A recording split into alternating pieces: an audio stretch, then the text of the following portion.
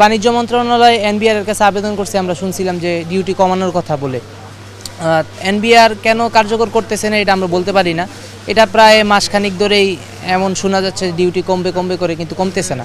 এখন কমতেছে না, কিন্তু যাদের মাল চট্টগ্রাম পোর্টে এনে রেখে দিছে তাদেরও জরিমানার কারণে দেখা গেছে যে যতটুকু কমাবে ততটুকু জরিমানা চলে আসতেছে। আমার মনে হয় না যতটুকু কমাবে, 10% কমানোর কথা ঘোষণা আসছে কিন্তু এখনও কার্যকর হয় নাই। এই 10% কমানোর মাধ্যমে আমার মনে হয় না কোনো দামের মধ্যে প্রভাব পড়বে, কারণ যতটুকু কমাইছে মানুষের ততটুকুর মতোই জরিমানা চলে আসছে। এই জন্য আমার কাছে মনে হইতেছে যে এই রমজানে খেজুরের দাম যতটুকু কমবে ততটুকু মানুষের জরিমানার কারণে দামটা কম হবে না, মানুষ কমে আমরা বিক্রি করতে পারবো না, আমার মনে হচ্ছে এমন আর কি। বর্তমানে খেজুরের বাজারটা আছে মোটামুটি আর কি। নতুন খেজুর আসতো, ডিউটি যদি কমতো সঠিকভাবে তাহলে দামটা মোটামুটি একটু কমই থাকতো, কিন্তু বাজার পরিস্থিতি আদৌ জানি না কেমন হয় সামনে। যদি মাল বেশি পর্যাপ্ত পরিমাণ আসে তাহলে হয়তো একটু দাম কম থাকতে পারে আর কি।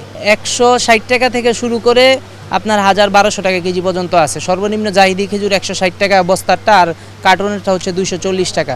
আর বড়ই খেজুর আছে 400-500, মরিয়ম খেজুর আছে 1000-1100 করে, আর মেটজুল খেজুর আছে 1200-1300 টাকা, এরকম দাম আর কি।